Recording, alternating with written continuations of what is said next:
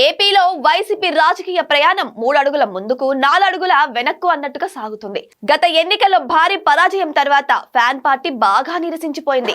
కూటమి ప్రభుత్వం అధికారంలోకి వచ్చి ఏడాదిన్నర దాటిపోయింది. ఈ నేపథ్యంలో 2026లో ఏపీలో ఏ పార్టీ పరిస్థితి ఎలా ఉందని కొన్ని సంస్థలు సర్వేలు చేశాయి.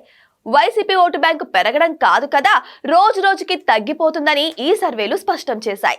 ఈ మధ్య కాలం వరకు పార్టీ ముఖ్య సలహాదారు సజ్జల రామకృష్ణారెడ్డి కారణంగానే వైసీపీకి ఇన్ని సమస్యలు వచ్చాయని ఆ పార్టీ నేతలు భావించేవారు.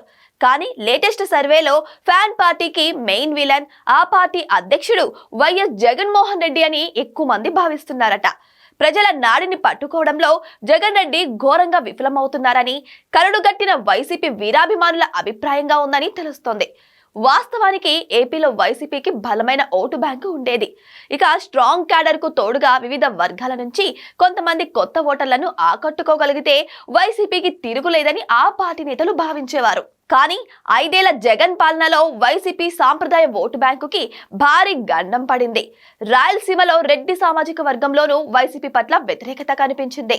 నెల్లూరు, కర్నూలు, అనంతపురం జిల్లాలో కూటమి స్వీప్ చేయడమే ఇందుకు నిదర్శనంగా చెప్పుకోవచ్చు. జనసేన ప్రభావంతో కోస్తా జిల్లాలో కాపు సామాజిక వర్గం వైసీపీకి టాటా చెప్పేసింది. ఇక ప్రతిపక్షంలోకి వచ్చిన తర్వాత కూడా ఫ్యాన్ కి ఎదురుగాలే వీస్తుంది. అమరావతిపై ఇంకా కుట్రలు కొనసాగించడం, రాష్ట్రానికి వస్తున్న పెట్టుబడులను వ్యతిరేకించడం వంటి చర్యలు జగన్ కు పూర్తిగా నెగిటివ్ అవుతున్నాయి. గంజాయి బ్యాచ్లు, రప్పా రౌడీలను సమర్థించడం, ఫోటోలకు రక్తాభిషేకాలు చేసిన వారికి సన్మానాలు చేసి కానుకలు ఇవ్వడం వంటి చర్యలు జగన్ గ్రాఫ్ ను మరింత తగ్గించాయి. ఇన్నాళ్ళు వైసీపీ కష్టాలకు సజ్జలే కారణమని సరిపెట్టుకున్న ఆ పార్టీ నేతలు ఇప్పుడు అసలు సమస్య జగనే అని తేలడంతో ఏం చేయాలో అర్థం కాక తలపట్టుకునే పరిస్థితి వచ్చింది.